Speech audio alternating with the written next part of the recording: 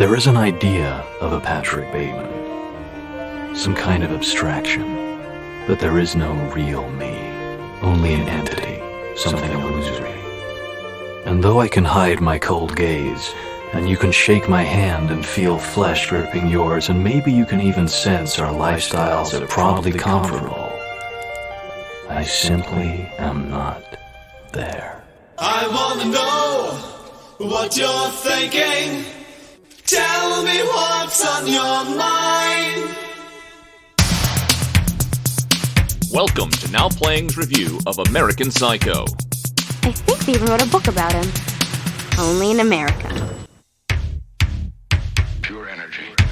A review chosen by Podbean backer Brent Biesinger. You are so kind, mister. You're kind. You're a kind man. Hosted by Arnie. I think my mask of sanity is about to slip. Stuart. I know my behavior can be erratic sometimes. And Jacob. I think I've identified this person as a textbook sociopath. This episode will contain detailed plot spoilers and strong language. Let's not get lewd. I'm in no mood for a lewd conversation. We hope you enjoy the show. Now, listen. Listen very, very carefully. I can see behind your eyes the things that I don't know. If you hide away from me, how can our love grow? Today we're discussing American Psycho, starring Christian Bale, Willem Dafoe, Jared Leto, Josh Lucas, Samantha Mathis, Matt Ross, Bill Sage, Chloe Sevigny, Kara Seymour, Justin Theroux, One of the Year Turner, Reese Witherspoon, directed by Mary Herron. This is Arnie, your American podcasting psycho. And Stuart. And this is the idea of Jacob, just some kind of abstraction. I thought for sure you were going to be like, this is Jacob, and I wake up in the morning, I put an eye, if my eyes are puffy. I did have that one reserved. I was also going to tell you to look into my butthole. I don't just look at it, I eat it. I think Jacob's going to have his own side podcast where he goes through grooming tips, and I look forward to that. Why am I the grooming one? I got horrible grooming. It could be fun.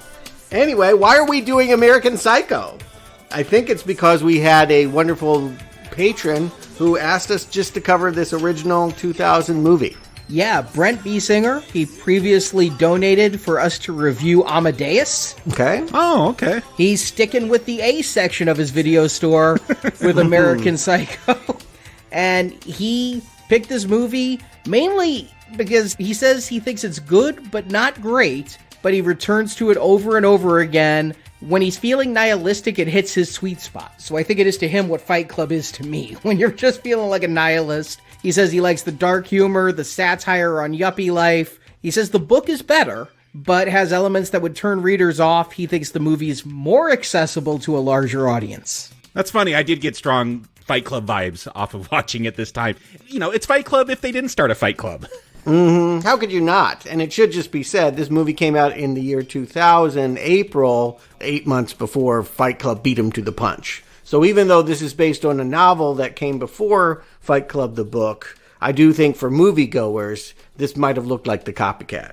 I remember this movie coming out. I was excited. I just had heard good buzz around it. I didn't see it in theaters. I saved it for video. But there was good talk about it being funny, and American Psycho, I'd heard it was like a slasher. I went in expecting gleeful murder, and what I got wasn't what I expected, and I walked away with a bad taste in my mouth because the Christian Bale stilted performance while talking about Huey Lewis wasn't the kind of gleeful, rolling around in your intestines horror I was hoping for. Oh, see, I would call that gleeful.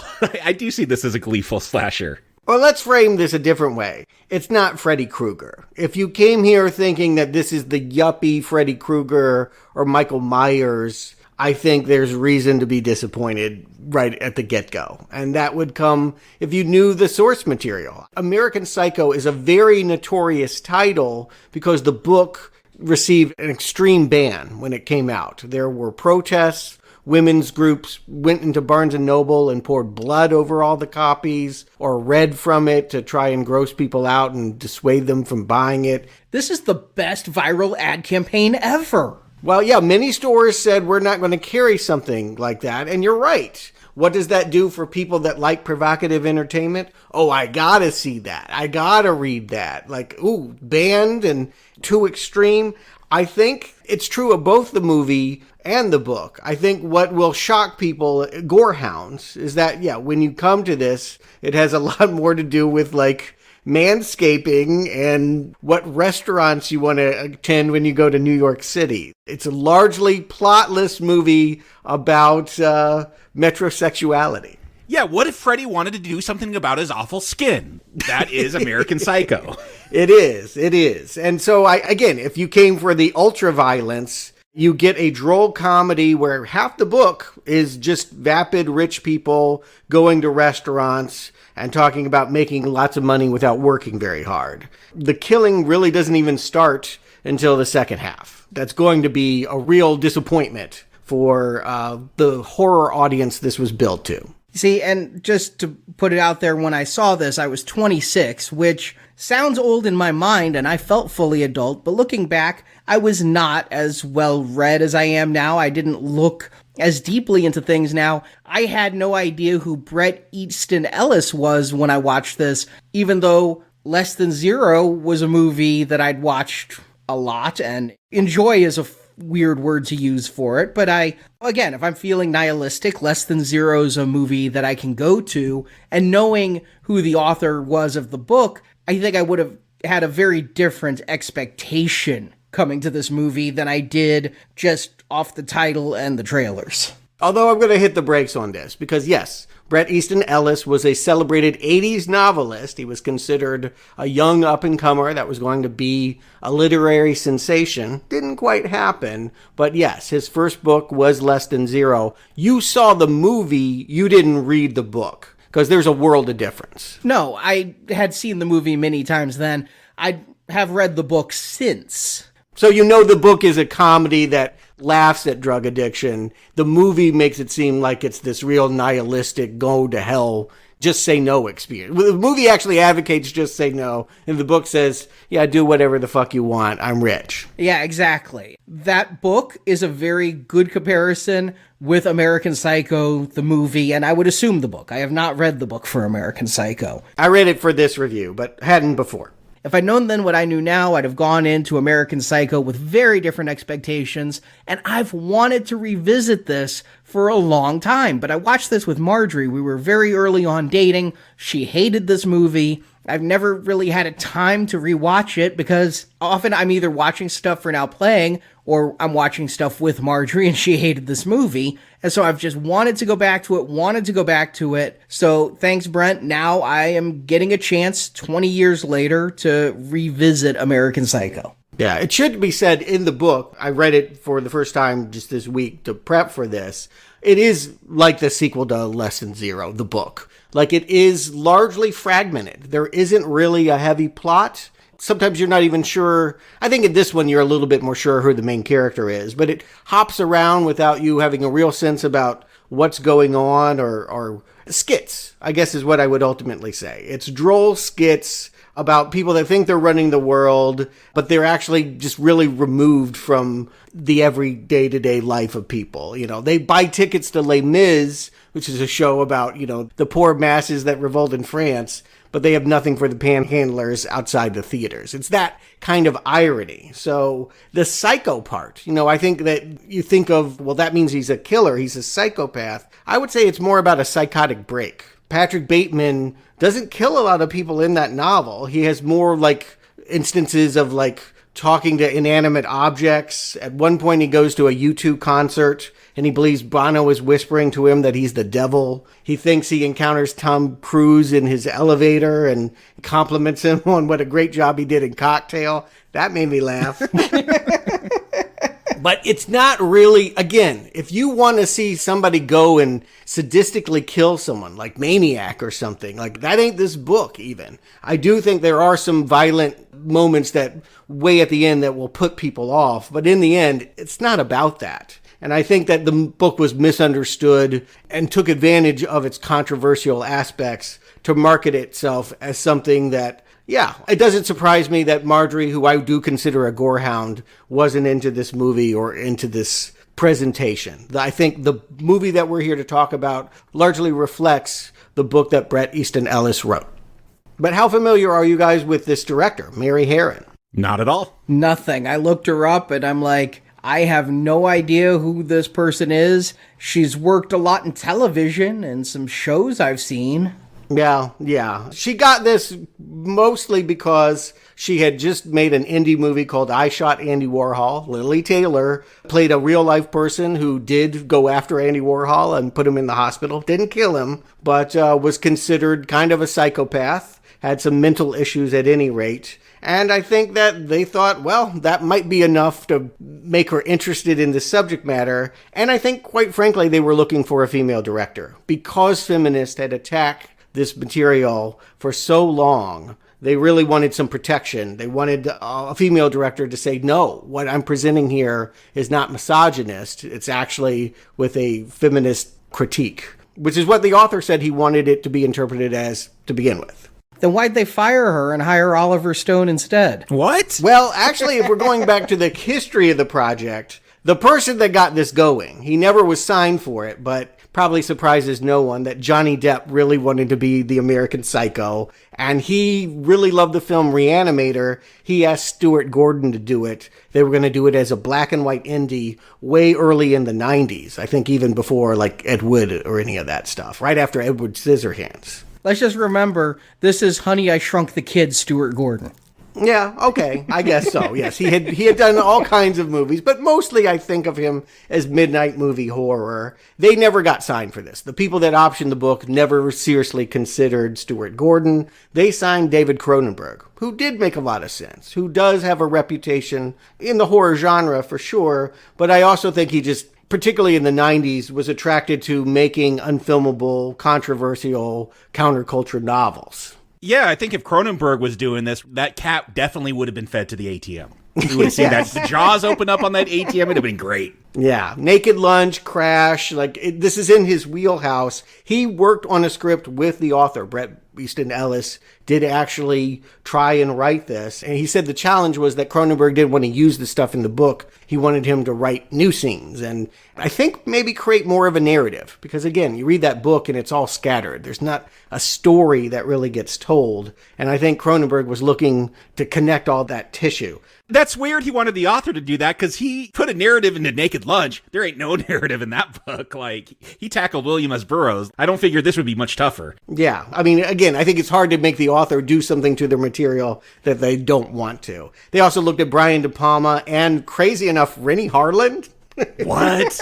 Oh, no. I know, you have to smile about that. But you mentioned Oliver Stone. And what happened was Mary Harron was the chosen director. She and Guinevere Turner hammered out a script. They passed it around. They were looking at different actors. They landed pretty much on Christian Bale, who at that time was not even a leading man. It should be said, Christian Bale in the late 90s was the little kid from Empire of the Sun and Newsies. That's when this movie came out. Everybody just said the kid from Newsies, and they weren't even giving him the credit of Empire of the Sun. That's all I knew him as. Even when he became Batman, I'm like, the guy from Newsies? You're a big Newsies fan? Yeah, well, I've never seen it. Yeah, I don't think many people have, or at least at the time it was considered a flop Disney musical. And yeah, he didn't even have the reputation of being this star of little grimy indie movies. Like, he's 6 years away from Batman. This is sort of the movie that gets him on the lips of casting directors thinking about edgy performers, actors that are willing to physically transform for their part. Christian Bale was ready to do all of that. And, what happened was the script wound up in the lap of Leonardo DiCaprio, post-Titanic. And he said, I really want to do this as my follow-up. And that meant that all of a sudden this production had a lot more money, and nobody wanted to give little indie director Mary Harron that money. Nobody wanted to bank on these indie actors and this production she had set up. So it could have been a very commercial movie. Oliver Stone would have probably made it a $40 million or more, kind of a Natural Born Killers is what I'm imagining. A sequel to that movie with Leonardo DiCaprio. Cameron Diaz was also attached to that project. But what ultimately happened, legend has it, don't know if it's true or not, but people connected to this production we're here to talk about say that they heard Leo was pulled aside by the infamous writer, feminist Gloria Steinem, who really grabbed him by the ear and said, all of your fans are 14-year-old girls and you're going to subject them to this. That is cruel. That is unfair. You should not do this. And because of that, he pulled out and made The Beach with Danny Boyle instead. And Mary Herron got to make the movie she wanted with the actor she wanted and a very small $6 million budget. Is it for the best? I guess we could talk about it. Arnie, why don't you give him the plot? Christian Bale is Patrick Bateman, your typical 1987 yuppie. He's so typical that many of his coworkers don't even remember his name, confusing him for other yuppies. Neither his fetishistic expertise in pop music nor his bone-white business cards set Patrick apart. Of course, no one would forget Bateman's name if they knew that at night he satisfied his bloodlust by killing first homeless people, then hookers. His first killing out of hate, though, is coworker Paul Allen, played by Jared Leto. Allen has a nicer business card, a bigger apartment, and can actually get a reservation at Dorsia. And Paul is one of those who can't remember who Pat is, so Pat takes him out, gets him drunk, takes Paul back to his apartment, and butchers him with an axe. Pat tries to make it look like Paul went to London, but his disappearance causes the family to hire private investigator Donald Kimball, played by Willem Dafoe. The stress starts to get to Paul, but he also continues to satiate his bloodlust, taking victims to Paul's now vacant apartment for the slaughter. That leads to a rampage when he tries to smush a kitten into an ATM. An old woman witnesses this, so he shoots and kills the woman. Other witnesses are shot, and Patrick ends up on the run from the police. He shoots the cop cars, and they explode, and Patrick actually escapes. But panicked, he calls his lawyer and confesses all his crimes. But Patrick is never arrested. The next day, he goes to Paul's apartment where the real estate agent has cleared out all the bodies, painted the apartment, and tells Patrick to never return. Patrick sees his lawyer at a restaurant, and the attorney not only thought Patrick's call was a joke, but confuses Patrick for someone else. When Patrick insists he killed Paul, the lawyer says it's impossible as he had had lunch with Paul in London last week. Patrick is confused, but realizes he's gotten away with his crimes, at least thus far, as credits roll.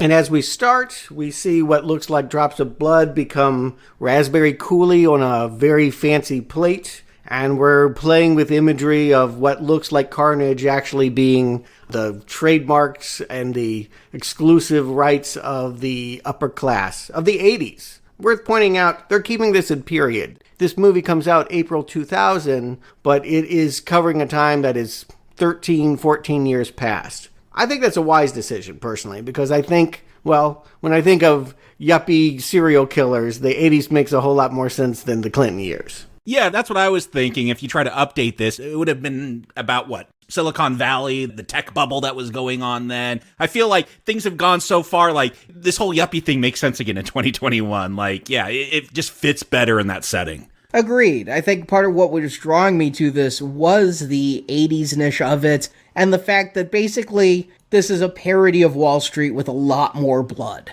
I mean, if Oliver Stone had made this, it would have been a companion piece. You could have even had Charlie Sheen do a cameo. But here, I mean, they've got the slicked back hair of Gordon Gekko and the fancy suits. And yeah, in the 90s, it just did not feel so cool to hate on the businessmen. I mean, let's just be clear, and I'm not trying to be political with this. I'm not trying to take a stand or not. But in Republican eras, there was less regulation of the financial market. And so we do have more excess in those times. And so I think that, yeah, there was a lot of deregulation and what have you in the 90s that it just wouldn't have been the go-go time that with the junk bonds that the 80s was. And plus, again, I was getting really excited about seeing the 80s on screen. I remember talking about when Boogie Nights came out. It was a big thrill to me because nobody looked at the 80s as a period piece until that film. It was really excited to think my childhood was now something that people wanted to go back and look at, because I always felt like the 80s was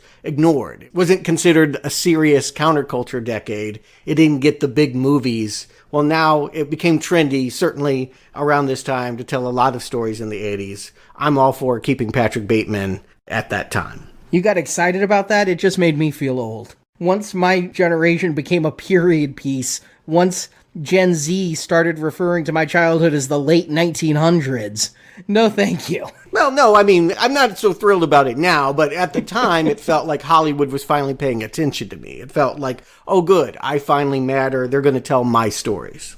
And this is a Lionsgate movie, but that was back when it was a two-letter company. Like, this was before Saw. They didn't really have the image of torture porn and extreme violence. Maybe American Psycho is helping them get that identity, but at that time, they were just a struggling indie company. Yeah, I wouldn't have recognized their name at all, whereas later on I would associate them with things like, Punisher, Warzone, and Saw, and it doesn't have to be horror, but I think it had to be bloody.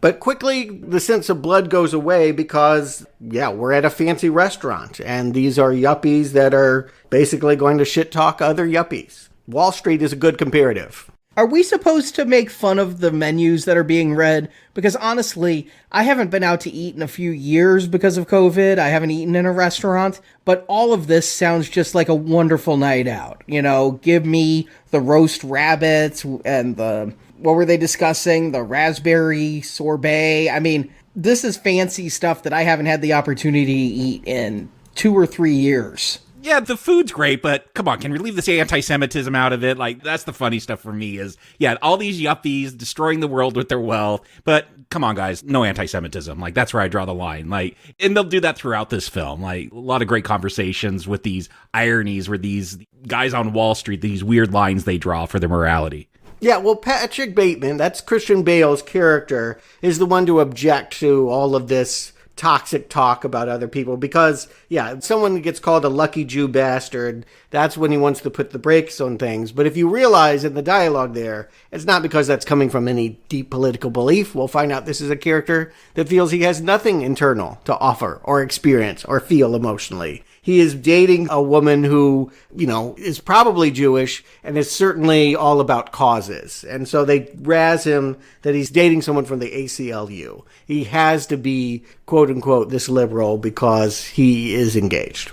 I mean, he's virtue signaling, though, right? I mean, we know coming in that he's the American Psycho, so the deeper irony is that this guy who doesn't care about human life is going to be saying, don't be anti-Semitic, and it just operates on those layers. I mean, we get that all the time, though, from the rich. I mean, Seth Rogen just called out Hollywood about following COVID. All these liberals in Hollywood follow the science, but, it's an Emmy, it's an award show. We're going to get together and not wear a mask and not really be 6 feet apart. Like, so they're rich, they're powerful, they'll say they're for a cause, but they're not really. They're for themselves. More to the point, Patrick Bateman always says it with this big, wide smile, which leads me to believe that he actually is mocking what he's saying. The sincerity meter is turned way down. Later, there'll be a downtown artist that tries to throw shade at them at another restaurant, and he's going to just mock the idea that, yes, we're going to save all the babies and protect all the countries. Like, he's not meaning that when he's saying that.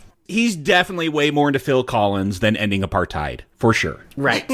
Exactly. He wants the Phil Collins answers to all these world problems. We Are the World was probably his jam 3 years before this. So do you like Bateman? That's, I think, the question to start on. As we spend a lot of time watching his day-to-day and seeing what there is to see about his internal psychology, are we to think that he is cool, sinister, foolish? To me, because this movie will ultimately land most closely in the genre of comedy, far more than a thriller or a horror movie, I think he looks like a joke. I think that we're looking at a real doofus. Yeah, I think that is part of the goal of this film. Again, I didn't read that book, but definitely in this film, Bateman is a joke. Whenever he's talking about whatever cause he's for, or they're comparing business cards, like, it's all about vapidness. Yeah, he's an empty vessel it's the one thing he is aware of about himself. He just wants to fit in. He has no personality. He doesn't even exist. But is he any different than those who surround him? I mean, you ask, do I like him? And I don't know anyone who would be able to like him. But you look at the people around him, and they're all just like him. They're all obsessed with the color of their business cards and who can get the best reservations. Yeah, no, this should be called American Psychos because, yeah, everyone here is a psycho. It's just Bateman is our protagonist, our focus character. But yeah, I believe every other person he's interacting with is just as bad and empty as him. Yeah, but the difference is, the reason why it's Psycho is he's the only one that's going to actually pick up the knife, the chainsaw. He's going to be the one to actually kill. And so that would be why you would like him, is that in satire, it's not a requirement to care about characters. You actually can root for awful people to have bad ends. It's one of the few genres where you don't have to worry about empathy too much. So you could, quote unquote, like Patrick Bateman specifically because he sees what you see and wants to rid the world of these people too. Yeah, I'll say I like Bateman because it's a comedic role. It's a comedic performance. It's satirical, as you pointed out, Stuart. And so, yeah, I don't have to agree with him, but he could have one foot in criticizing this culture, this yuppie culture he's stuck in. And he's also part of it, though. And so to see him being taken down by that culture as well. Yeah, I enjoy watching the performance. I enjoy this character because it's a comedic, satirical role, and I like to go on that journey. And I have real trouble going with him on this journey. You say that satire is the one genre where you don't have to have empathy for your main character. That makes it a very difficult genre, though. If you aren't liking anybody on screen, it's sometimes difficult to get into the film. I think the first time I saw this movie, I thought Patrick Bateman was supposed to be cool. I'd seen in trailers or clips the business card thing, and I thought that was actually supposed to be something you were supposed to strive for, is you wanted the business card with the embossed letters and the subtle coloring. Yeah, I thought that was like a life goal because my dad had business cards. Like if you're in business, you had a business card. So when I was in my 20s, I'm like, I need to get a job where I get a business card. That means you've made it. I started my own business when I was 19 and I got myself a business card and felt so adult. But it wasn't bone, it wasn't embossed. It wasn't eggshell. Like, yeah, you can't tell the difference between any of these cards. Which is, of course, the symbolism of it. Yeah. To the outsider, they all look the same, but when you get into the thick of it, all these people are so jealous. Like, all it takes is just, like, some change of a font, and they're all seething. Yeah, a watermark. Yeah, it's hilarious. It is funny, but I think when I saw this before, I thought I was supposed to envy those business cards, and now I realize the utter foolishness of this. Yeah, it's like Heathers for the yuppie set. Heathers is a good comparative, I think, for the tonal pitch. It does feel that broad, that big, kind of sophomoric, really. Like, you wouldn't have to play the novel this way. There are moments in the novel that feel this way, but overall, I would say this is broader and more chipper than the novel's tone. And the reason why Mary Harron, reason why she went with Christian Bale, unknown British actor, was she said he was the only actor that in auditioning for this part didn't ask her, what's my motivation? What's the psychology of this character? I want to understand what's going on in his head. Christian Bale understood, I'm playing a cartoon that has nothing interior, and I'm just going to have fun with that. I think you see that in this performance. It's not a deep performance, but it's a fully lived-in performance. He really commits, and obviously when we see him doing his physical regimen, this is hours and months of work in the gym for Christian Bale to transform his scrawny body into this Adonis physique. Oh, yeah, when he says he does 1,000 crunches, I totally believe him. Like, he actually did that before they said roll on set, like he had to do his 1,000 crunches. What I love is that I'd read Bale didn't know how to find this character. He really had trouble finding the character, and then he saw Tom Cruise do an interview, and he's like, Tom Cruise is Patrick Bateman. That smile that doesn't reach his eyes, the fakeness of it all, the broadness. So when you're seeing Bale here, you're seeing his interpretation of Tom Cruise slightly more psychotic. And again, in the book, Tom Cruise is a character. He lives in the same building as Bateman. And Tom Cruise Cocktail specifically is, I think, what they were going for. Are they making fun of Cocktail? Who doesn't? Only you don't. Everyone is except you, Arnie. You're the only one that didn't get the joke. Maybe I was too drunk on champagne. But here, I'm noticing this time a lot more of the satire, and I'm having a lot of fun laughing at these people and at the 80s, and the fact that you say it's very broad, Stuart, and I believe it is, but I also do believe this level of backbiting, jealous, clawing for the top would be the pervasive culture of New York in the 80s. Sure. And the fact that, even his personal life, when we meet his fiance, they're only engaged because it works with her schedule. And this is more clear in the book, but they have almost no moment where they look at each other or interact with each other. They are purely a social construct that goes around and engages with other couples, but have no relationship of their own. I don't even think they have sex. Yeah, they have sex with other people, I think. And it's hilarious because they can't get married because Bateman can't take time off of work. Fun joke. Although we never see anybody work that much. This does remind me of one of those sitcoms. He's at the office, but what does he do? I think later there's going to be the joke of murders and executions. Oh, mergers and acquisitions, but I never see him merge. I never see him acquire. Yeah, obviously, I will say this. I have worked at the Chicago Board of Trade. Those people do work. In fact, they're adrenaline junkies. They get really excited about their work. That's the cocaine. Yeah. All the cocaine in the bathroom. Yes, I agree. There is that going on. But I do feel like this is just done for the movie's sake. The idea that this is a character that has nothing to do, that as soon as everyone has left his office, he's turning on Jeopardy or what have you. It was a big running joke in the novel that he was addicted to this talk show, and whatever was going on with the subject matter of the talk show would become a part of his day. He was very influenced by the other things around him. And so you could ask the question, why does a character this vapid that has no ideas of his own suddenly get the idea that they want to kill? What is the thing that makes him snap? Is this his first kill that we see on the film? Because I can't tell, given this movie, the title, and the way everything is played, if when we do see him kill a homeless person, is that his first foray into killing? Or is this just, we've been introduced into Patrick Bateman's life through his work, through his lunches, through his girlfriend, fiance, and now being introduced to it through his hobby? Because there's a scene earlier before he stabs this homeless guy where he's taking some sheets in to get clean because he's saying it's cranberry juice. Maybe it's blood. We don't know. So he could have been killing even before this. Yeah, he was at an ATM. A woman passed. The sign says don't walk. Every indication in this moment that she's being told that walking with Patrick Bateman is going to lead to nothing good. And they cut to those red, stained sheets.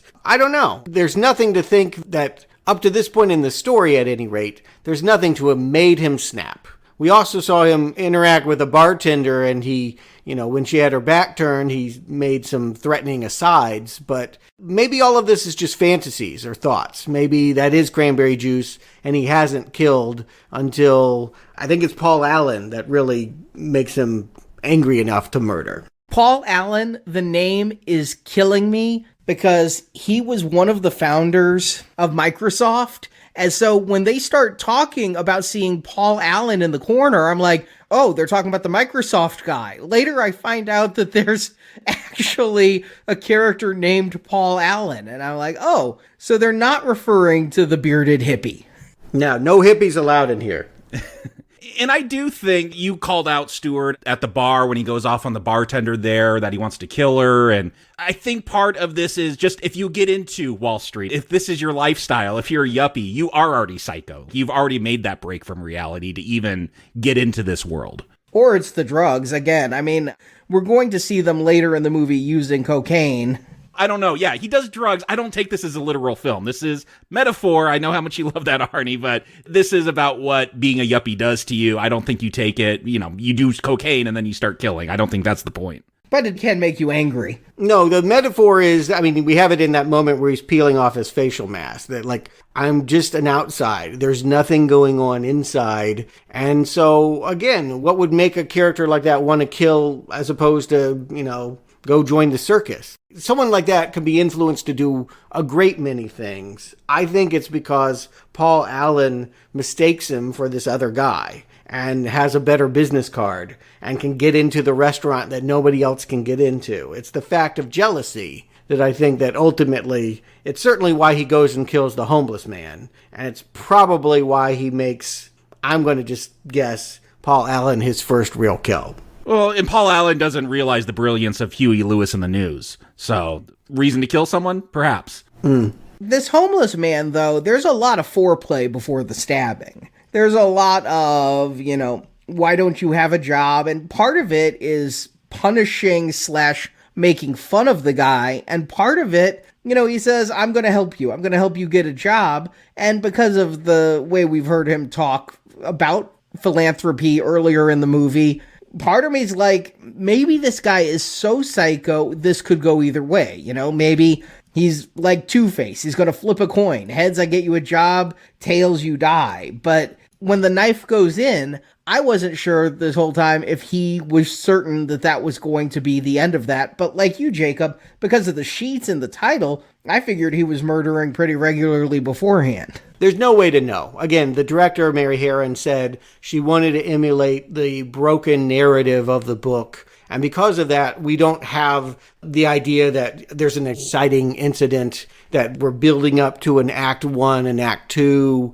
There's none of that. You're right. He could be a full-blown killer before we ever see him. Or maybe, yes, this is triggered by the fact that he saw this guy more successful than him charm all his friends. He has to go kill a homeless man to feel better about himself. And then that is the thing that gives him the taste for more murder.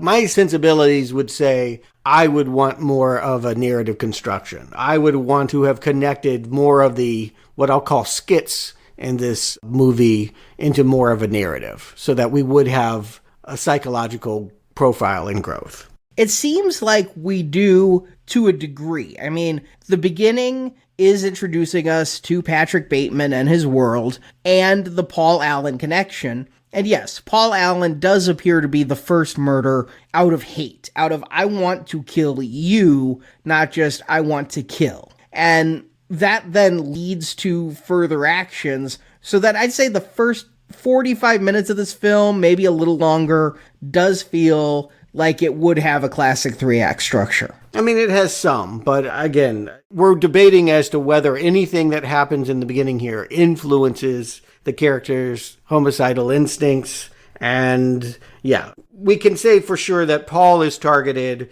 because not one but twice he approaches Patrick and calls him by this other name, Marcus. Or is that who he really is? When we get to the end of this movie, we're going to find out that people are talking about Patrick to Christian Bale and not thinking that he is Patrick. Yeah, his lawyer calls him a different name at the end. Right, yeah, Marcus. And Marcus has this girlfriend, Cecilia, and some of the characters, you'll notice, they will refer to Christian Bale in that way. The dissociation may be, to bring up Fight Club, he may already be Tyler Durden. He may already have created the Brad Pitt in his head, and this perfect Adonis that does all of this stuff in Morning Ritual may in fact just be a fantasy. The voiceover, too, now that you're bringing up Fight Club, it's like, yeah, there's a lot of the first-person voiceover like Edward Norton has. Yeah, I can see why this felt like a runner-up in release order. Yeah, for sure. Very consumed with the same preoccupations. All about materialism and, yeah, all that. Yeah, consumerism is bad and that you can't buy your way into a satisfying life by, getting a lot of money and going to IKEA. As a proud IKEA shopper, yes, you can. Yes, you can. Don't believe the hippie lie of those movies. Well, I mean, I wonder how you are taking the message here. It's pretty heavy about the unhappy lifestyle. You wanted to be a stockbroker or a banker at one point in your life, Arnie. Is this feeling like a smear campaign?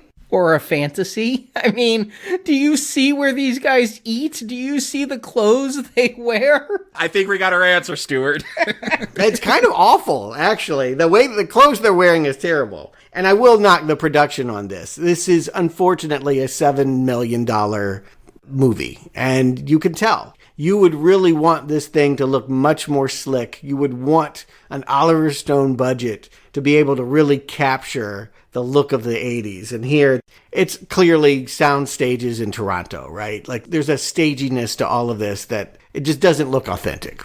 I'll agree with that, but this is the life I had hoped for when I wanted to be a stockbroker in my teen years. This is the life I wanted. I wanted the cocaine in the bathroom, okay?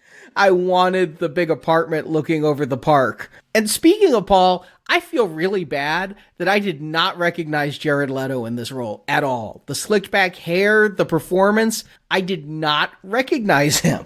I only recognized him because I saw his name in the credits. So I was keeping an eye out for him. So I'm like, oh, there he is. But yeah, if I didn't know he was in this, I don't know if I would have caught that. I mean, he looks how he looks, but I do think he's got a bad hairpiece on or a bad dye job. Something like, again, just the hair makeup people, the art directors, they're really struggling to make the pennies stretch here, and they just don't have the opulence. You know, there's a holiday party where everything's Vietnamese, including a pot-bellied pig and all the elves and everything, and you just would want that to feel lavish and over the top. That's the whole point of Bret Easton Ellis, is that he knows this world of privilege, and these people have no idea what's going on, even though they think they're running the world. So you want Scorsese to come in here with that Wolf of Wall Street money and do this? Well, I do think Leonardo DiCaprio did end up making this movie. Yes, I do think that the film got made, but not in this way. This is sort of the demo tape, as it were. This is the rough first draft. Now,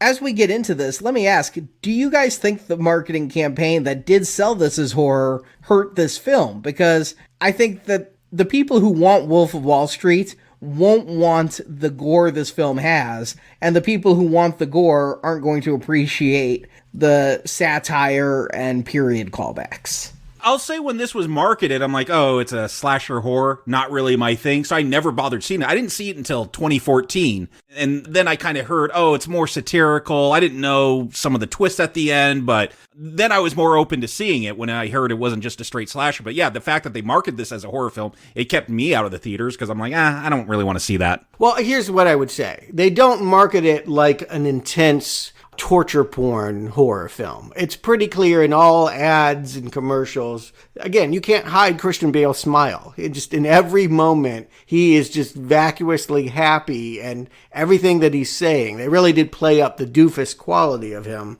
I think you might think of him as, like a Freddy Krueger, like someone that's going to make puns and make comedy out of carnage. But I don't think that you would think that it was going to be a scary movie. So the disappointment would only be that you're not getting more kills, I would think. The audience would be disappointed that it's taken so long to finally get there. But we've had to have dinner at this Texarkana restaurant. Why did they go to that place? That seems like, are they going to go to a Chili's next? Oh, no, I love that. That's the whole point. If I'm going to kill you, I'm not going to take you to Dorsia. I'm not going to take you to the place where everyone's going to see us together. I'm going to take you to this shit restaurant, get you drunk there, and then I can kill you. Is that Ivanka? Yeah, that was a funny joke, too. And it should be said, in the book, Trump was Patrick Bateman's idol. He comes up quite frequently. Yeah, I think he drops Trump's name once in this film and then, asks about Ivanka, but that's it. Yeah, it doesn't mean as much in 2000. You know, if they made this movie now, I think that they would... They're bringing all that dialogue back from the book about Trump.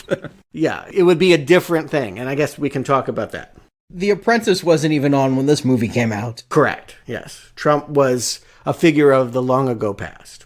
As was Huey Lewis in the News. And again, this is sort of the make or break moment when we have the character, as he's preparing to get the axe and put on the raincoat and do all the things we'd expect any serial killer to do. He's popping in probably the worst song that Huey Lewis and the News ever recorded, Hip to Be Square. Not true. Their early stuff is worse. One of the worst, clearly. Isn't it all bad? That's my assumption. All right, as the Huey Lewis and the News fan. Oh, okay, we know who the American Psycho is on this show. I've been called Patrick Bateman on this show before for my defense of Huey, but you say this is the make or break moment, Stuart. When I watched this the first time, this was break. Really? His little smile and the way he was going around and just rambling about Huey Lewis. And I didn't know about Huey Lewis's early career. I didn't know that they had albums that weren't hits before their big break. They were kind of new wave. Yeah, exactly. Yeah. Yeah. As same thing with Genesis later. It's like, he's always going to prefer, like, the band, like, became commercial and then I could like them. But that early stuff, ooh. Yeah, The Lamb Lies Down on Broadway was not going to be his jam or mine back then. So I'm seeing him and the Christian Bale performance, he's cranked up to 10. He's delivering things in a very stilted way, and he just acts as this guy. I was out back then. Whereas this time, I'm like, I'm into this. I now understand the details he's talking about. I can get the joke about how their early stuff was too new wave for him. He much prefers Hip to Be Square, and how 4 is like the masterpiece. Yeah, masterpiece of their library. I mean, I got a smile on my face as he's doing this little, I don't know, Newsies-like dance routine, step routine around, getting the raincoat on and the big smile on his face. Yeah, you say make or break. This is the make moment for me because, look, you're going to defend Huey Lewis? Wow, you got to be vapid. Like, you got to be empty. Like, excuse me. Hey, look, we all know our musical taste, and I'm going to say, the only one I'll say maybe he's right about is Whitney Houston. Like, she could actually sing. Like, I don't like Phil Collins. Like, forget all this music. You're going to defend Hip to Be Square, the song about conformity? Of course he would. Yes. That song is actually not about conformity if you listen to Patrick Bateman discuss it. It's on the surface about conformity. No, I think he likes it because of the difficulty. I don't think there's anything below the surface with Huey Lewis. And Whitney Houston, like, what he's celebrating is the greatest love of all has an important message, and that it's impossible to empathize with others, only ourselves. Which is like, okay, I guess you could get that out of that song, but I don't think that was what she was going for. Again, what he's hearing and everything he's consuming is validating the idea that he should be nothing but a shiny, perfect-looking surface. That if he were to try and develop a personality or care about others, it would be an impulse going in the wrong direction. Best to be square. That's the hippest thing you can do, is to just stay vapid. But then, obviously this murder was planned out, because he said to Paul, let's go get dinner sometime. And he knew where they were going to go. He knew all of that. Got him drunk. He already had the newspaper on the floor. Yep. Mm-hmm. He had his raincoat ready to go. But did he have it planned out that he would also go and try to stage Paul's disappearance? Because that seems to come in a panic. Like, he had the murder and then all of a sudden went, oh shit, now I have to clean up after my own mess. I agree, it's inconsistent. And again, if you were trying to think of this movie as a story and developing character and looking at his psychology, then yeah, these are problems. Like, I feel it doesn't make a whole lot of sense, no. I know with Now Playing, we like to go through film chronologically, but there is the question, like, is any of this even happening, or is it totally subjective? Maybe it's happening in some form, but it's not happening as we're seeing it. We're seeing it filtered through Bateman's eyes.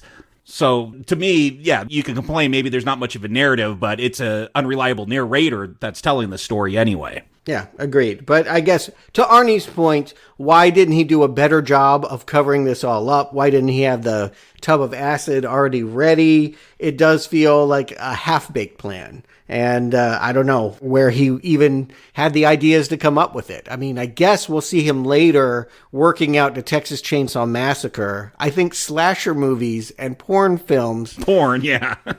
That's how he's learned anything about the world and how to have sex and how to kill people.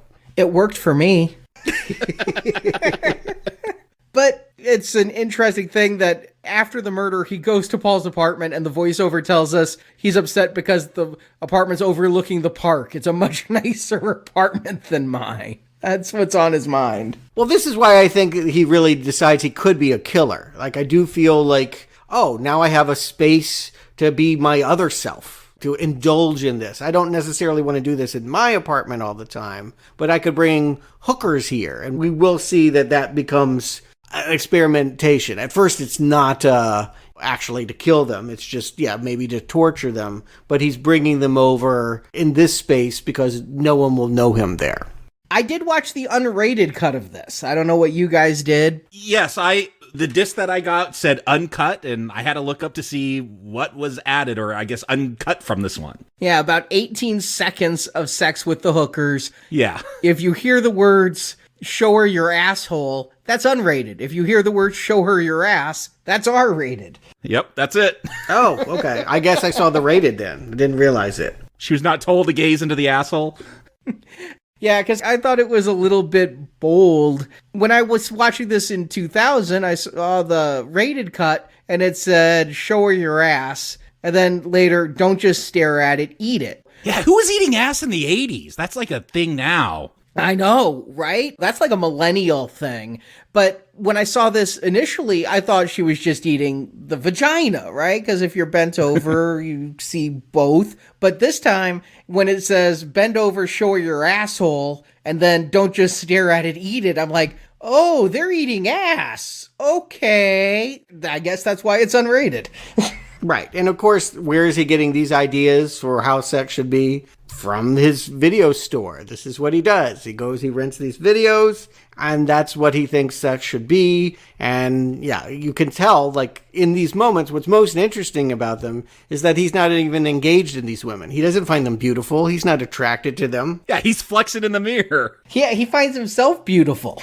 Right. And Susudio, which, great song, right? Personal favorite, Arnie? That's your favorite Genesis song? Well, first of all, Susudio's Colin's solo. Oh, I'm sorry. Is that your Phil Collins song? No, it might be trite, but In the Air Tonight, and I do agree Invisible Touch is pretty much untouchable by the Genesis oeuvre. Collins greater than Gabriel any day of the week. Whoa. Okay, moving on. So are you taking it personal then that it's the attitude of at least the novelist and probably the filmmakers that they think that the people that have your taste are shallow? No, because I'm used to defending my taste anyway, and it's not my only taste. My tastes are diverse, but I can laugh because especially since we're talking about music that's coming up on 40 years old, it's not really all that relevant. When this movie came out, the songs were still 20 years old. We're talking about classic rock right now. I'm not going to get too upset by it, but I do realize that this movie is making fun of me and the person I wanted to be when I was in high school. It is targeting me. Right. Do you have a sense of irony about yourself the way that the filmmakers do about your ideal? Yes. That is the interesting thing. Like, if you aspire to this, you might not really like this film. For me, I'm like, oh yeah, this is just confirmation bias. It's confirming all my biases about yuppies and the rich and Wall Street and bad pop music. So, like, I'm having a great time with it. Now, if you read the book, I get more of a sense of the theme being that everyone is the same and interchangeable, and that the horror of this, the existential crisis that Patrick is having, is that he actually would like to get caught. I think it becomes a theme of this movie later on, but like no one even knows who he is, and that's the horror of it. The cop that comes to find him is like almost his doppelganger. It's someone that has the same education as him, the same experiences, the same age. They were to look alike, and so you might even wonder, is this just another form of himself? Again, it builds onto the whole idea that maybe all of this is happening in one dude's head, or maybe we live in a world where everyone is interchangeable clones. But by casting Willem Dafoe, you take that off the table. Yes. Very unique, distinctive face. Yeah. He doesn't look like anybody else, and I think you have to go with him when you're in an indie production because he's definitely name recognition. And, he's a good actor, too. He's going to bring something to this part. But it sort of takes away, I don't get in these moments, they have about 3 different exchanges where this cop comes and tries to pry into Patrick Bateman's head that this might in any way be self-analysis. No, but I did think who's the crazier one, because Willem Dafoe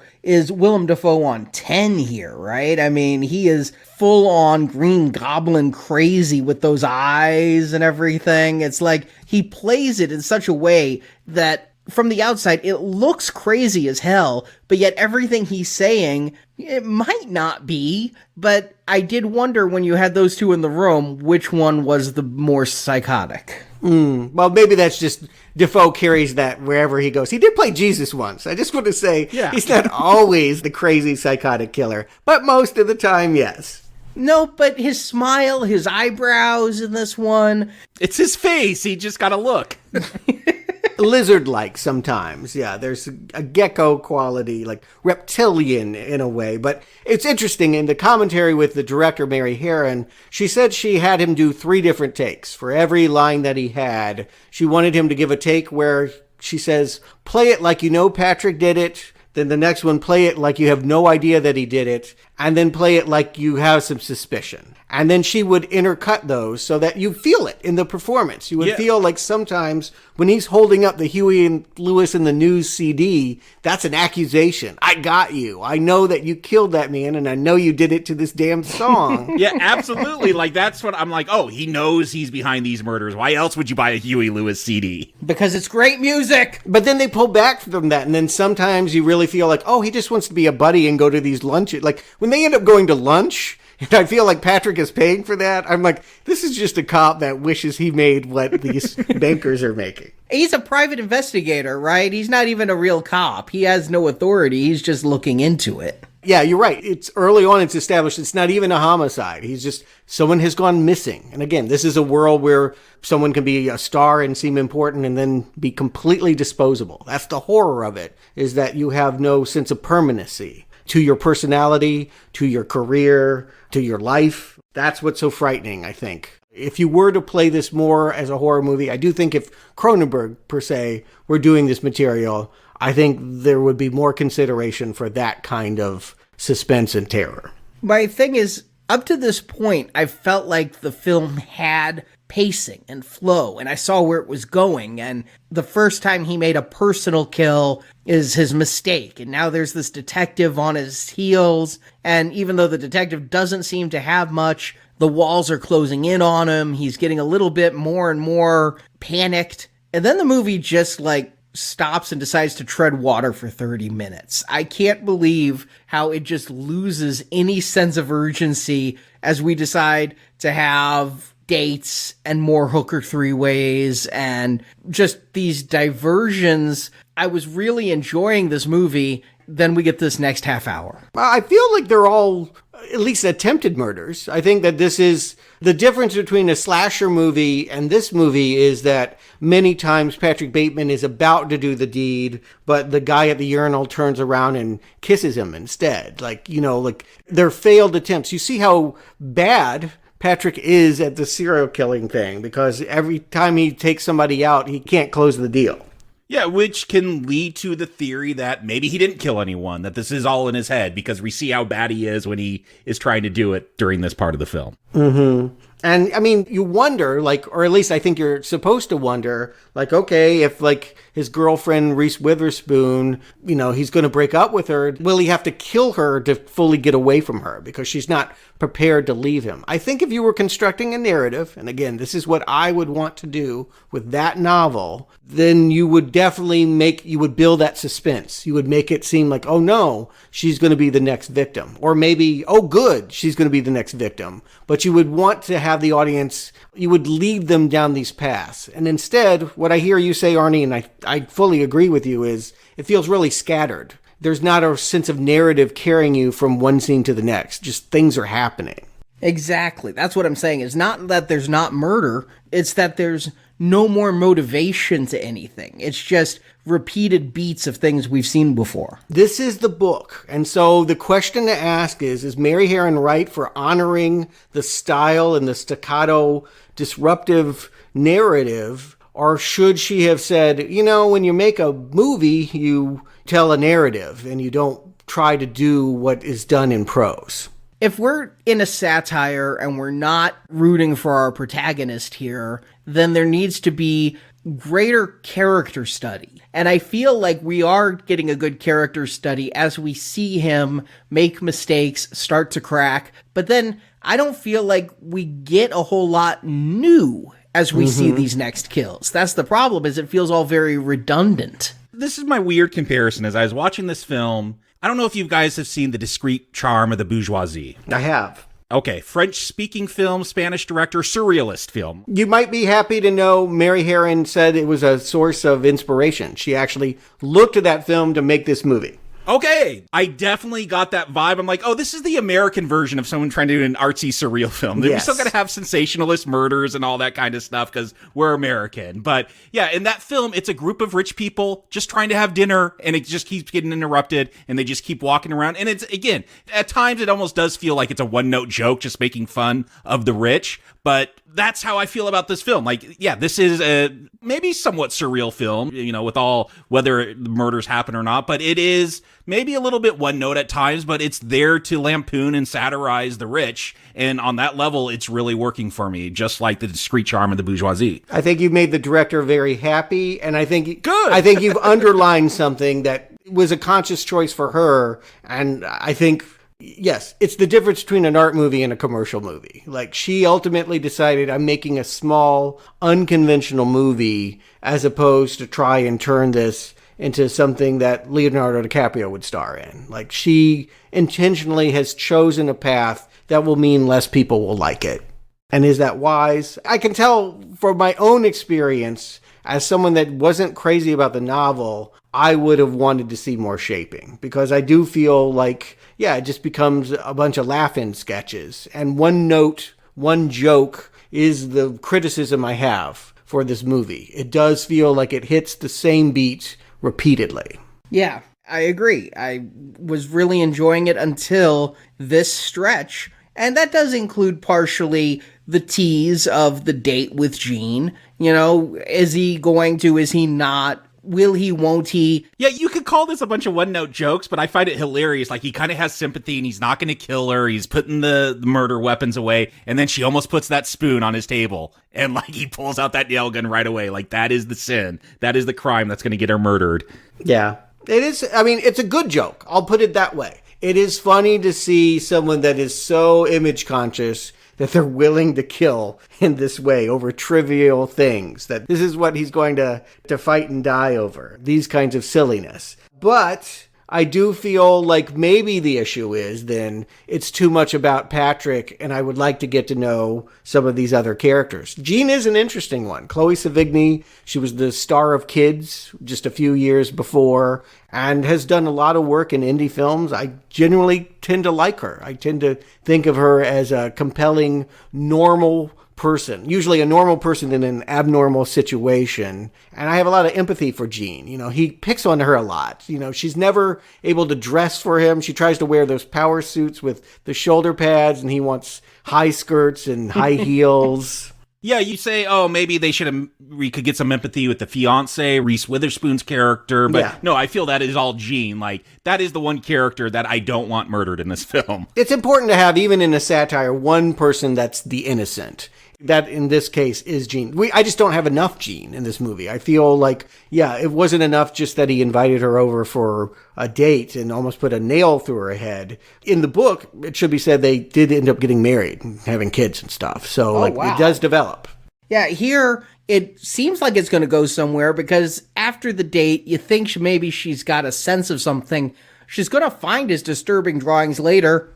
Goes nowhere. Nothing. Yeah, I agree. I feel like there's too many background characters that don't even get a real good moment. A lot of his buds, you know, like they have one interesting moment where they're crowing, you know, saying awful things like there's no such thing as a woman with a good personality. And then Patrick goes a little bit too far and does that Ed Gein quote, and they're all like, ooh. Even for us, that's a little gross. That was helpful to see that Patrick is going beyond the normal misogyny of this culture. But I really feel like those other guys, Justin Theroux, who's gone on to be a notable actor, and Josh Lucas, we saw in the last Purge film, like, these are people that we would normally expect to have a good scene or two.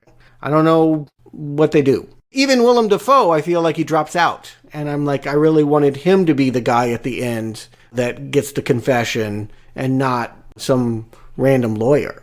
Yeah, he has the lunch where he's like, oh, well, this guy has an alibi. Where was he? He was at lunch with you. Oh, so I'm completely in the clear. And that's, I think, the last time we see Dafoe.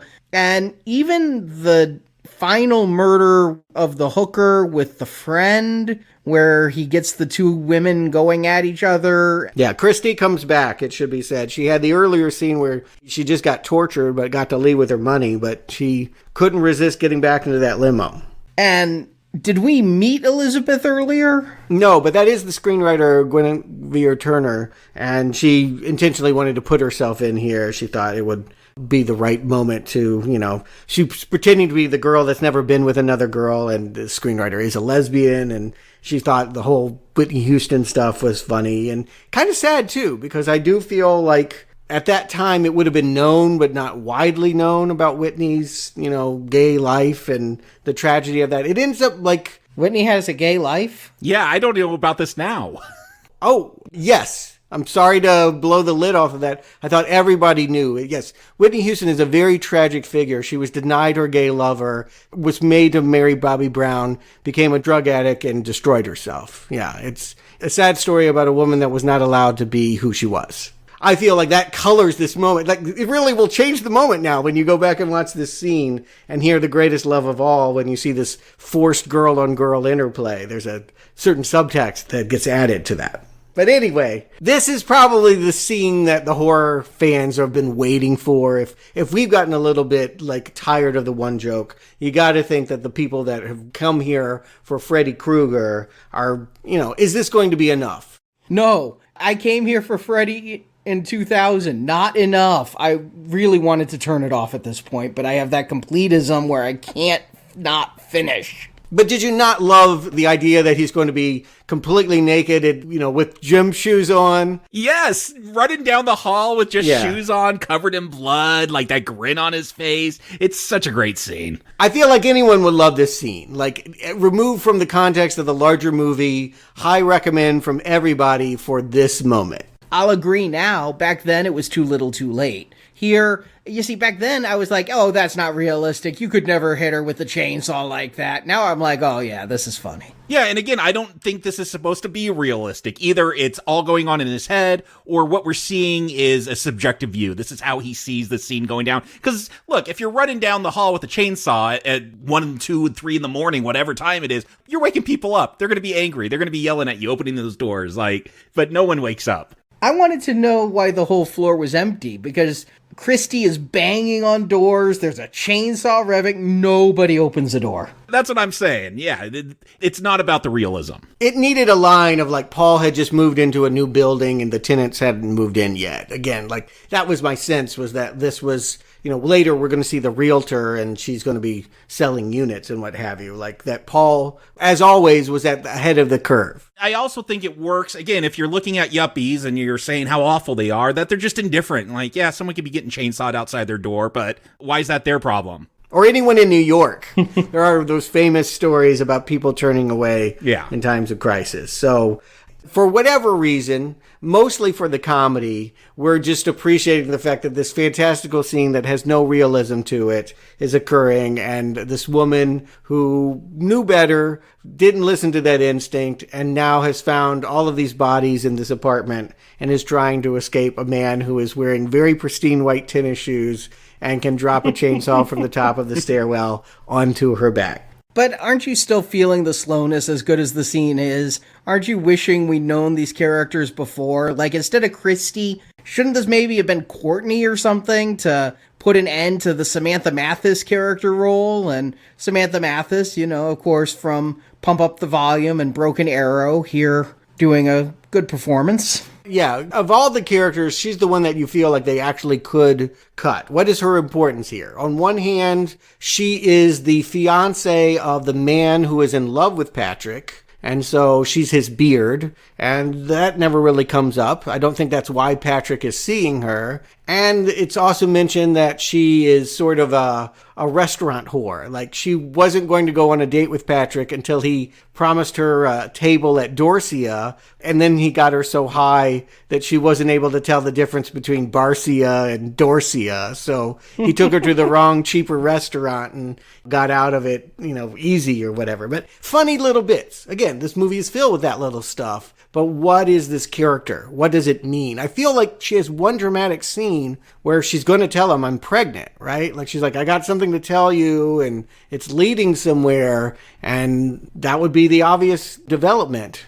Is that what it was? I wondered what it was. I hadn't thought about pregnancy. Is it in the book? No, but I mean, there is a pregnancy storyline, but like that would be the thing I would just naturally think, like, what does this mistress that I've been sleeping with have to tell me that's so important and she's serious about it? Like, yeah, she's pregnant and the baby's yours, but just kind of goes away. And I saw the deleted scenes. They aren't there either. It's strange that there isn't missing narrative. It was the decision of the filmmakers to just not complete any of these storylines. And so we have a whole bunch of very vapid characters that kind of float in and out. But you mentioned, is this real or is it all a dream? Mary Harron and Guinevere Turner said, we hate movies that all end up with, it was all just a fantasy and didn't happen. To us, everything that you are going to see, including the ATM that wants to eat cats and all of the shootouts, they shot with the idea that this would be really actually happening in our reality. I mean, that ATM's not going to really be happening. That is the weirdest Dick Clark, Ed McMahon bloopers and practical jokes ever, to send a cat out and then have an ATM say, feed it to me. Yeah. Was amusing. But again, they didn't see this as a dream sequence. I think we experienced it as that. But like, obviously he's getting more psychologically disturbed, but like what this means, it's his subjective viewpoint. Obviously, this is not reality. No ATM has never asked to eat a cat. Oh, I mean, when he shoots at that cop car and it blows up like a Die Hard action film, yeah, it's obviously not what's happening in real life. Yeah, well, they wanted it to be. They shot it with the idea that you would accept it. No, you don't blow up a car like that unless it's supposed to be satirical, unless it's an actual action movie. This is where I do think it's all in his head, is because if you're blowing up a car like that and you don't have a bazooka and you just have this pistol and the car's behind another car, this can't be reality. Even Bale, like the way he acts during that explosion, he's surprised by it. Like, even Bateman didn't expect that to happen. I agree. I don't know what this director is on about. There's no way to look at these moments and think they're really happening. They obviously are over the top. It's obviously that he's had a psychotic break. It's obvious that maybe all of this has been in his head. Yeah, that doesn't mean there's not some kind of shootout happening, but what we're seeing is subjective from Bateman's point of view. And maybe they just didn't know how to shoot that well. Maybe that's a limitation of, she hadn't had to really do that before. She had someone shoot Andy Warhol, but she's never had a Die Hard scene. And so maybe because they were so comfortable letting everything being goofy and comedy, they let a moment that they wanted to play as serious, violent, realistic massacre end up seeming like an impossible joke. Yeah, I feel like this whole killing spree is supposed to be funny. Like, he's shooting doormen because they're calling him the wrong name. Like, I feel like this is where it totally breaks with reality. Yeah. Yeah. Maybe they were punking me on the commentary track, but they insisted that their hope was that there could be a reading of this movie that these things actually happened. But they also admitted that the source novel itself largely supports the idea that Patrick Bateman probably killed no one, that in the end, he is impotent, that he is, for all of his aggression and his misogyny and his fantasies of power and control, has done nothing with his life. Yeah, they're nothing but sketches in his day planner that Gene finds. He may not even be Patrick Bateman. Again, with the way that it goes down, he calls his lawyer and says, Patrick Bateman has done all these horrible things. When he catches up with that lawyer, the lawyer's like, oh yeah, that dork, he could never do it. So... yeah, he calls him Davis. Yeah. Who was this man that we thought Christian Bale was? And does he look the way that Christian Bale sees himself? Again, the subjectivity of all of it. It would be an interesting moment if I felt like it was like Fight Club and there was this big twist, but it comes a little sloppy and it comes after I've already suspected that most of this is not real. Yeah, I will say, I'd seen this movie before, so I knew, he's going to go into Paul's apartment and it's getting remodeled and there's no bodies there. I'm like, okay, so the first time I watched this, it was all in his head. It didn't really happen. He's just a crazy guy. Watching it this time, I did think, okay, maybe there is a subjective reading where we're seeing things through Bateman's point of view, but there's some kind of mischief going on. And because this is about class, like, it's rich people looking out for each other. Like, yeah, get out of here. We don't want to show you this apartment because you filled it up with bodies, but we also want to sell this apartment and make some money off of it. Right. Again, I think there are different readings for this. See, I took this as, after thinking the entire night before was a fantasy, when he goes to that apartment, I think that they're still playing with that expectation. He goes in, there's no bodies. Oh my God, was this all in his head? But when that realtor shows up, what I think is she doesn't want to devalue the apartment. It's not rich people looking out for each other. It's rich people looking out for themselves. If you find out that there were 8 bodies here, you're not going to be able to get the $1 million a month. Yeah, it's rich people being rich people. They want to make a buck off this apartment, and you can't tell potential buyers that there was 8 dead bodies in there. Right. And the director said she wanted both readings to be there. Like, they don't even have an opinion themselves as to which is true. Yeah, the way the realtor plays it, I think she disposed of the bodies. Yeah, definitely watching it this time with my memory being, oh yeah, it's all in his head. Watching it this time, I was looking for those clues that it's all in his head, and I came away with going, I don't know, maybe it did all happen in some form. A funhouse mirror, what is truth? I mean, I think that's what we're to be left with, but should we be left with the political metaphor of Ronald Reagan and Iran-Contra? They take the extra step, and the book did this too, of trying to imply that everything that we just saw wasn't just a fantasy, but might have a allegorical reading about Reagan's 80s politics. He goes to sit with his friends. They're talking about restaurants and reservations. He looks up on the TV, and there's old Ronnie pretending to be the old man, but lying through his teeth about everything that he had done to support violence. I mean, it's a movie about the 80s yuppies. I expect Reagan to come into it at some point. Maybe not with the Iran-Contra affair, but,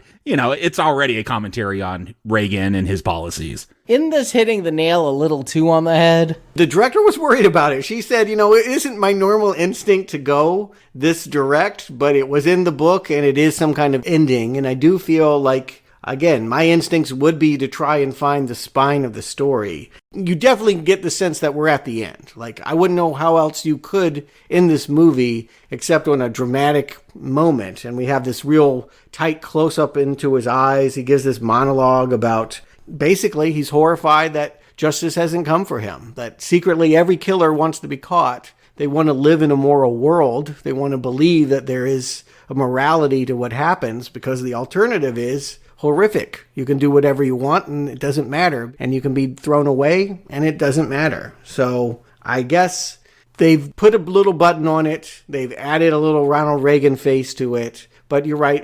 Reagan is looming large over any movie about the 80s. And I definitely feel like they've ended where they started with Patrick, looking into his eyes and saying nothing is behind them.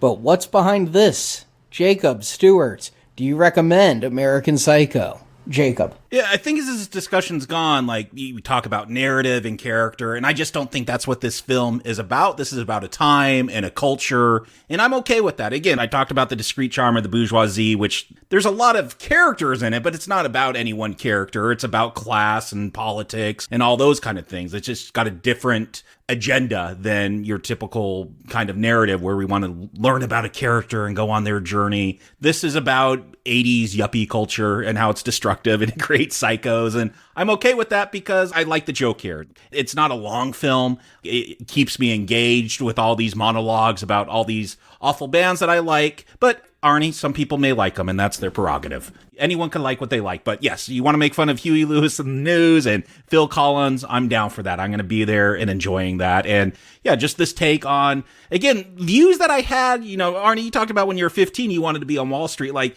I did, you know, as a kid, look at the world, look to my dad and go, okay, that's what it means to be an adult, and you have business cards and you go to lunch meetings. And so, like, I do recognize, like, I did have those tendencies because that's what I thought the world was as a kid. And now I grew up and I don't want any of that stuff. I don't want to have lunch with anyone. I don't want no business cards to hand out. So maybe because of my own personal politics and view on the world, this appeals more to me, but I have a lot of fun with this film. I think it's funny. Yeah, if you want a slasher, this is not the film. This is a joke about yuppies. And so for me, I have a lot of fun with it. It's a real solid recommend for American Psycho. Stewart. See, I'm torn. I don't know. Like, what the compliment I can give is, if you like the book, I think this is a faithful, satisfying adaptation. It captures Bret Easton Ellis's superficial world of privilege, where Wall Street bankers imagine they're lady killers, but they're actually dorks who are rocking out to Phil Collins and, yeah, co-opting the edginess of New York and ruining the world. Like, that's really what it is. That New York has this dark edginess, and then they come along and steal it And that's what gets killed, really. That's the murders that are happening, is you're taking that edge, you're killing it off. My problem is that I thought the book was kind of thin and at 400 pages overlong and tried my patience. And so I was really hoping the filmmakers could improve on it, that there was more that they could add to Ellis's shallowness, make it a better satire by adding more dimension. It's what I would struggle to do if this were a project handed to me. And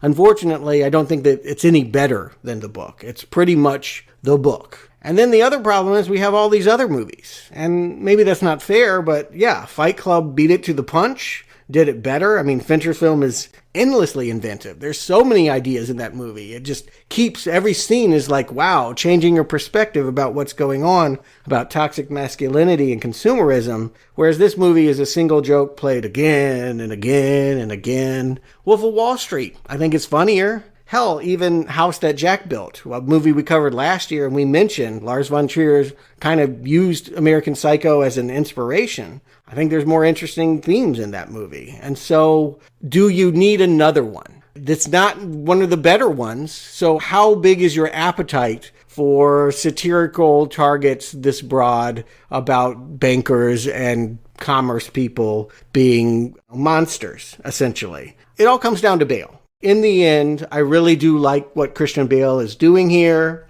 His Patrick Bateman is enjoyable. I do feel like he holds this movie together when it's breaking apart. But I'm still going to say not quite good enough. In the end, despite what Mary Herron did with the budget and the source material, I just don't think that this is an essential movie. It's okay, but mediocre is not an endorsement. And I can't say that there was anything about this movie that was so good that you just got to seek it out. But it's, not offensive, more like a mild not recommend.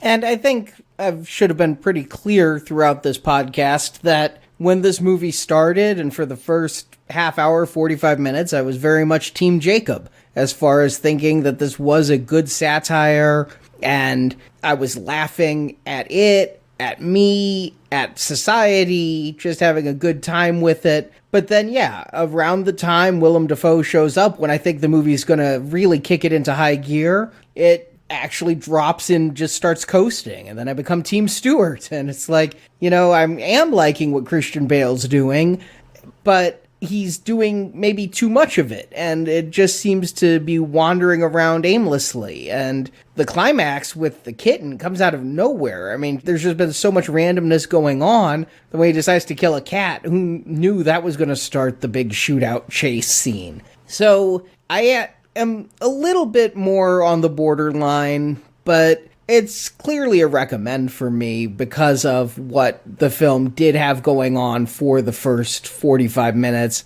I think that Christian Bale and the first hour of this film is a must-see. And then you can turn it off because the end is so unsatisfying and the Reagan thing so on the nose that I don't think you're going to miss anything if you just turn it off after lunch with Willem Dafoe. No, you're going to miss the best scene. You're going to miss the chainsaw. Chainsaw, yeah. That's the scene I say. Like, everyone needs to see that scene, and then however else you need to watch, go for it. But I agree with you. You don't need to finish this movie. So I'm going to eke it over and give it a recommend, which is a far cry from what I thought when Brent picked this movie. I'm like, oh boy, I wanted to go back. I had an inkling that I might like it, but I wasn't sure. I didn't like it back then. Coming back, it wasn't as good as I thought it would be, as I'd built it up to be in my head over 20 years, but it certainly wasn't as bad as when I went in thinking I was going to see Michael Myers the Businessman.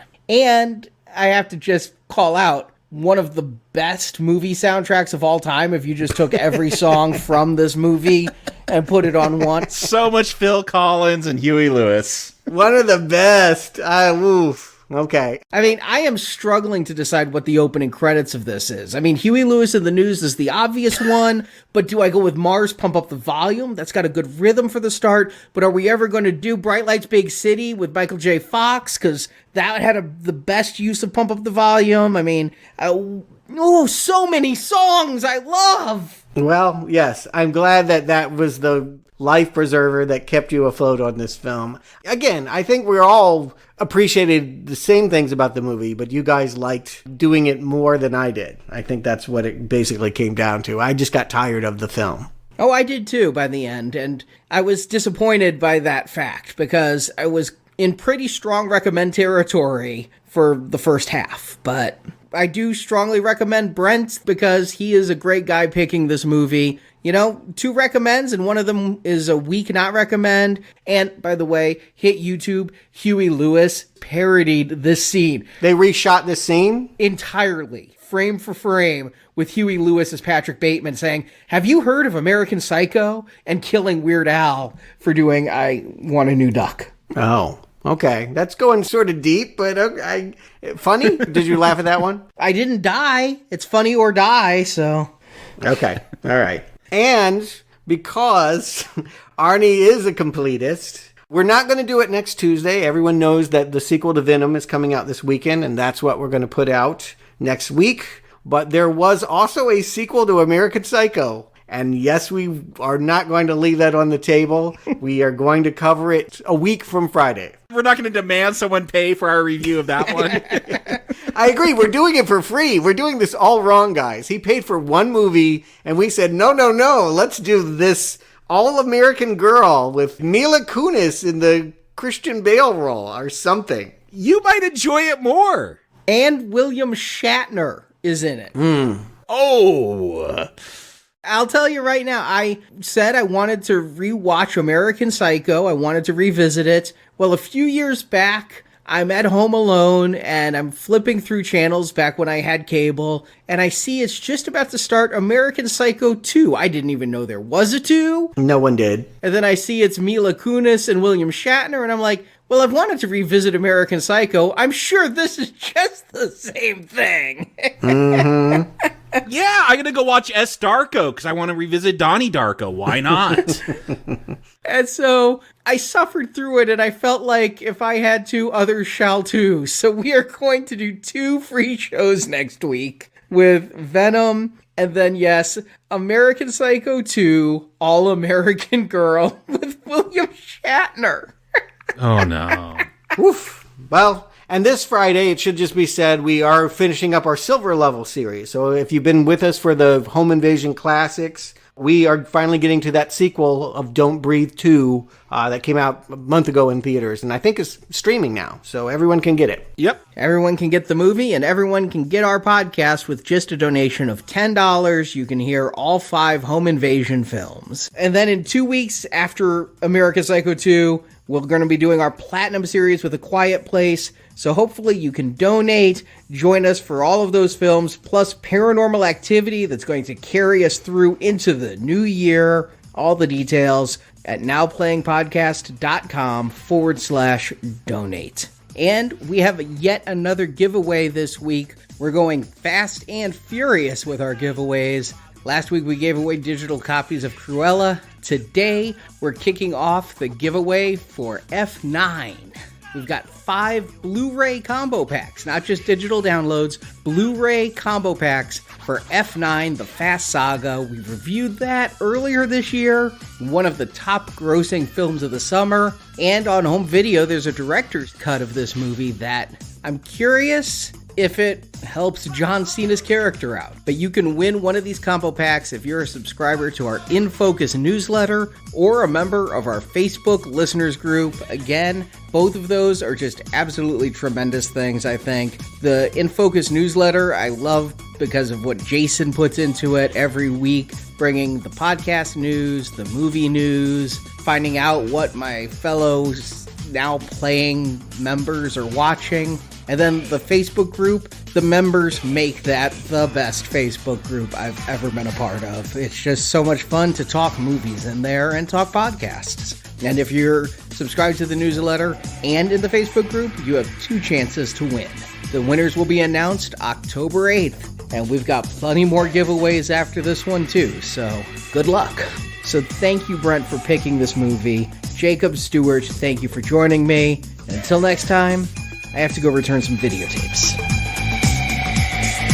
You'll have to excuse me. I have a lunch meeting with Cliff Huxtable at Four Seasons in 20 minutes. Thank you for listening to this Now Playing Podcast movie review. We hope you enjoyed the show. I think it is the group's undisputed masterpiece. And a special thank you to Brett Biesinger for his support of the show and choosing American Psycho for our review. There's something sweet about you. Help us spread the word about this show by leaving a 5-star review on Stitcher, Podbean, iTunes, or your podcast store of choice. If I'm not looking out for number one, then who is? Want more reviews like this one? In the archives section of NowPlayingPodcast.com, you'll find more than 1,000 in-depth movie reviews from our panel of hosts. I knew we should have gone to the movies. On our site, you can hear reviews for every installment in the world's biggest film franchises, including Star Wars, Batman, James Bond, Middle-earth, Jurassic Park, Fast and Furious, and the Marvel Cinematic Universe. Of course, the subject matter itself attracts some weirdos. And come back to NowPlayingPodcast.com next Tuesday for another all-new movie review podcast. So, same time next week? You bet. Support from listeners like you keeps Now Playing Podcast on the air. Sort of like Robin Hood, you know? You can donate directly by tapping the support button at NowPlayingPodcast.com. Can you spell donation? And you can join our crowdfunding campaign for early access to new episodes, exclusive reviews, and bonus reviews. I have a schedule, a plan, a dream. I need it. Need more Now Playing? Subscribe to our In Focus weekly newsletter for exclusive digital download giveaways, celebrity interviews, behind-the-scenes insights, and more. Sign up through the subscribe page on our website and get it delivered to your inbox every Friday. Oh, very nice. Look at that. Picked them up from the printers yesterday. You can also compare notes with us on Letterboxd. Go to letterboxd.com/nowplaying to see what our hosts are watching when they're not recording podcasts. And follow Now Playing on Facebook, Twitter, Instagram, and our YouTube channel. I think that'll follow nicely.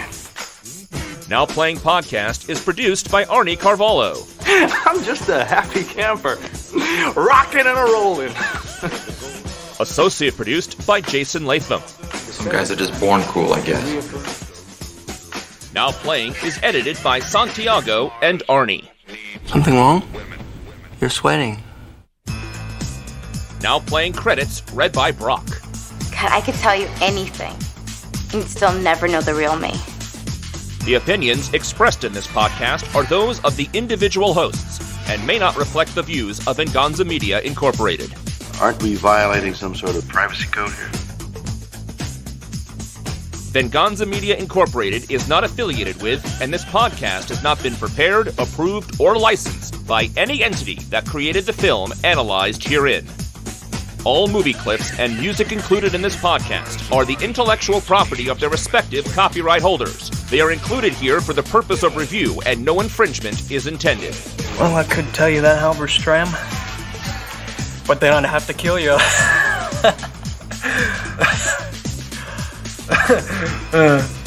Now Playing Podcast is an exclusive trademark of and may not be used without the express written permission of Venganza Media Incorporated. Now Playing is a Venganza Media production, copyright 2021, and no part of this show may be reproduced, repurposed, or redistributed without the written permission of Venganza Media Incorporated. All rights reserved. Eerie. Really eerie.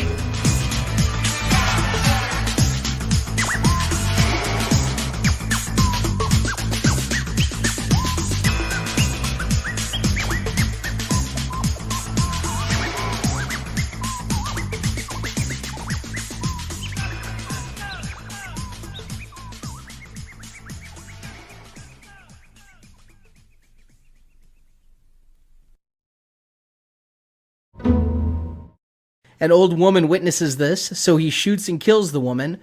Other witnesses are shot, and Patrick ends up on the run from the police and a telephone. That's weird. Call from... Whose is that? It's mine. Oh, okay. Call from Ipsis. You'd normally unplug the phone, but we haven't gotten any phone calls at night, so I just didn't think there was a need. But Ipsis is calling. I feel like that colors this moment. Like, it really will change the moment now when you go back and watch this scene and hear the greatest love of all when you see this forced girl-on-girl interplay. Well, truthfully, I do feel like that's the greatest love of all, but... Of course you do. An MFF threesome? I think slasher movies and porn films, that's how he's learned anything about the world and how to have sex and how to kill people. It worked for me. Do you almost put a hooker in the hospital? I don't know what he did, but she had to get surgery. I don't want to go into that story again, Jacob. Did you pull out the hanger and do something awful?